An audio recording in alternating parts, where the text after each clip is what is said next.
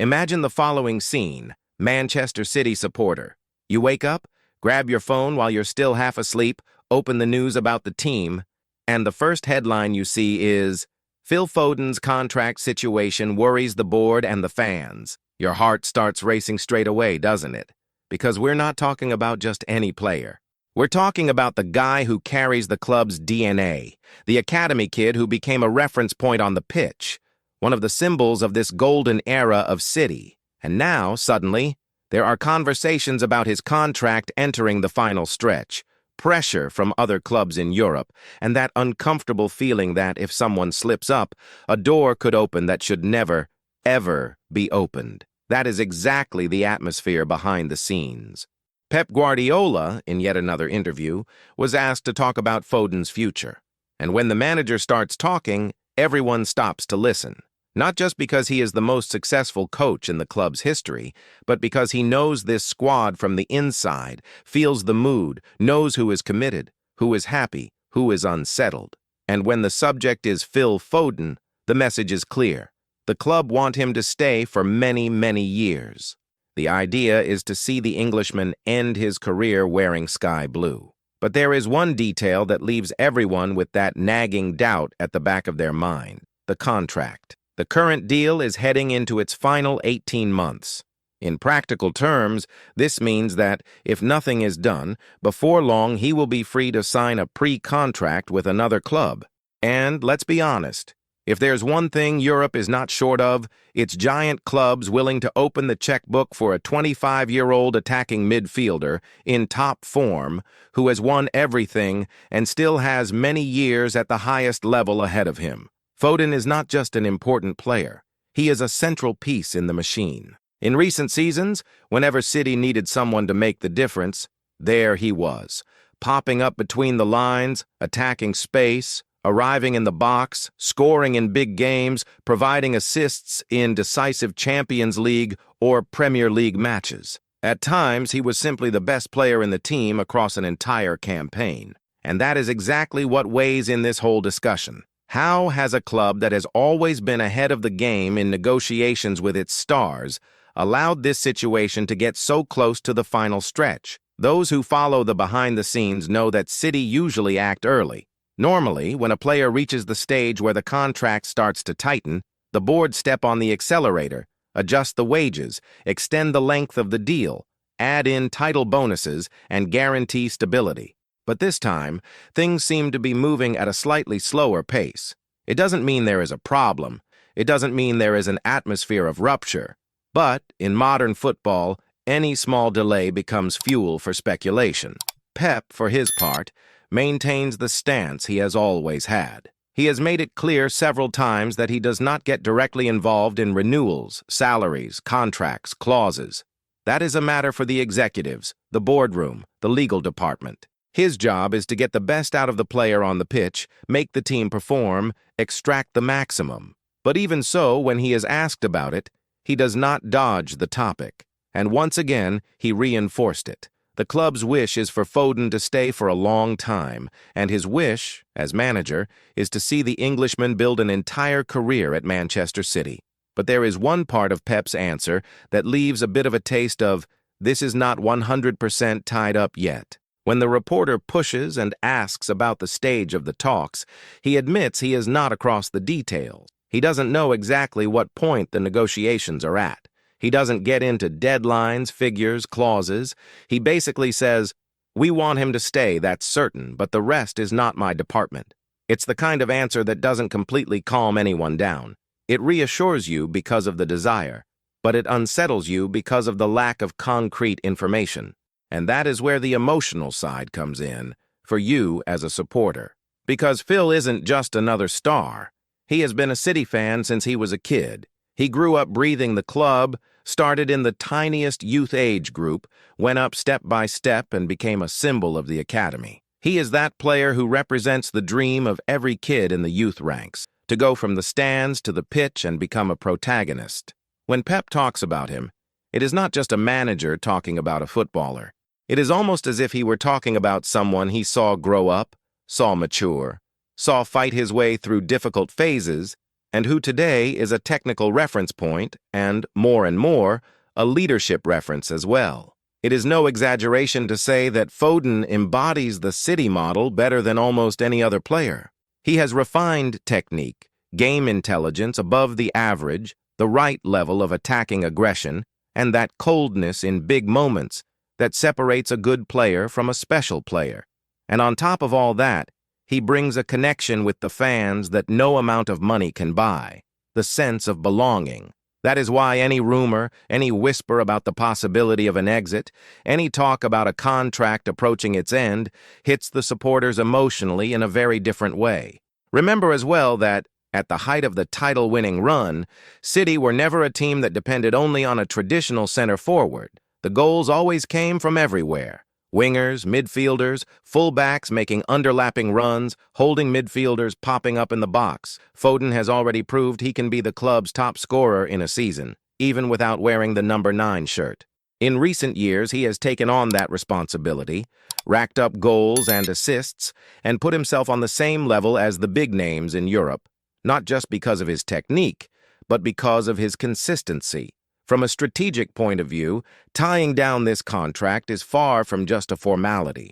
It is a message to the squad, to the market, and to the fans.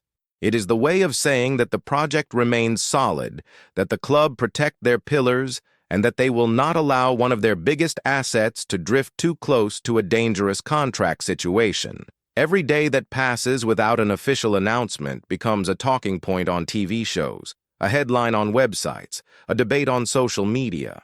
And you know how it goes. The more people talk, the more noise is created, the more people join in, and the more agents from other clubs start doing the maths. And of course, the European giants see all of this. Managers, sporting directors, scouts, everyone who follows top-level football knows who Phil Foden is, what he represents in big games, how old he is, and what kind of market value he has. If his contract gets too close to the final year without a renewal, you can be sure formal bids, aggressive inquiries, behind-the-scenes phone calls, all of that will appear. Not because he necessarily wants to leave, but because that is how the market works. Those who are switched on attack in the gaps. That is why many people in the fan base are already starting to speak up. Not in full-blown panic mode, but in a mix of anxiety and impatience. Messages on social media, comments on news stories, silent pressure. Everyone wants to hear that magic phrase in the coming weeks or months. Contract extension signed. Until that happens, the question hangs in the air. Are they just waiting for the right moment to announce it? Is there still a detail left to sort out? Is the idea to bring his wages up to the level of the top earners in the squad? Whatever the case, one thing is indisputable. Letting Foden go would be, both in footballing and emotional terms, a massive blow. Not just because of the technical loss, but because of what he symbolizes. Losing the homegrown lad, a supporter of the club, at the peak of his career, to a European rival would be something that would leave a mark for many years. And it is precisely for that reason that most supporters believe that, in the end, everything will come together for a renewal. But until the document is signed and the announcement is made, that concern will remain there, quietly at the back of everyone's mind. And while this whole saga around Foden's contract runs in parallel, Manchester City are dealing with another situation that shows the scale and strength of the sporting project. At all times, clubs from inside and outside England are keeping an eye on our young forwards. And here comes a name that has been gaining traction behind the scenes. Devin Mubama. He is the sort of player who suddenly starts cropping up in every backroom discussion. A goal on his debut, a standout hat trick, a successful loan spell, and that's it. Half the Premier League are asking who this kid is and how much it would cost to take him out of Manchester.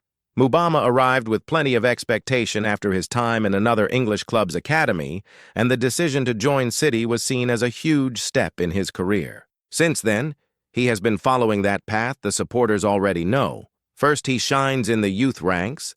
Then he starts to pick up the odd minute with the first team. Then he goes out on loan to gain experience in a more physical, tougher league where he has to prove himself week after week. That is exactly what happened with the loan to Stoke City in the Championship. Minutes, goals, solid performances, confidence through the roof. One detail that changed the way a lot of people look at him was the goal he scored on his debut in the Domestic Cup wearing the Manchester City shirt. There is something symbolic about that. First real opportunity, pressure, heavy shirt, packed stadium, and the kid answers with the ball in the back of the net. That sort of image sticks in the minds of directors, scouts, managers from other clubs. Everyone thinks, if he can do that at City, even with so little game time, imagine what he could do playing every week here. And it is from that line of thinking that the inquiries start to appear. This is where Crystal Palace come into the picture. With the real possibility of losing Jean-Philippe Mateta to another European club, the South London side have started to scan the market in search of a center-forward who combines youth, physical power, and the ability to decide inside the box. And when you make that kind of shortlist, Devin Mubama's name fits like a glove. Young, athletic, strong in the air, with a big presence in the penalty area, and, above all, with huge room to develop. Crystal Palace scouts have been following his performances for Stoke closely. It is not last-minute interest, something that came out of nowhere. It is something that has been built over time, report after report, match after match. Even before he agreed to join Manchester City, there were already people watching him. The difference now is that he is no longer just a youth prospect. He is a forward who is starting to prove that he can turn potential into real output. From Manchester City's side, the reading is very pragmatic. With a monster like Erling Haaland leading the line, keeping every young center-forward and promising them significant minutes is a complicated task. The club need to balance things. Either you offer genuine space in the first-team squad, or you send him out on loan again, or you sell while keeping some level of control, as they have done in recent years. And that is exactly why, if Crystal Palace come in strongly in 2026, no one would be surprised if City were willing to talk, as long as they can include something the club loved to use in deals, a buyback clause. That clause is basically the way Manchester City have found to avoid completely cutting ties with the talents they develop. They sell for a decent fee, allow the player to get a proper run of games at another club, but leave a door open, contractually guaranteed, to bring him back in the future if he really explodes. That way, City win financially, the player wins in footballing terms, and if everything goes well, the club can still recover the player at an even better stage of his career. And it is in this context of big decisions, both in the present and in the future, that the board need to act with a cool head. On one side, there is a homegrown idol, a key piece whose renewal needs to be sorted as quickly as possible. On the other, a promising young center-forward who can become a valuable asset in the market, without the club necessarily losing him forever. Two completely different situations, but both showing the same thing.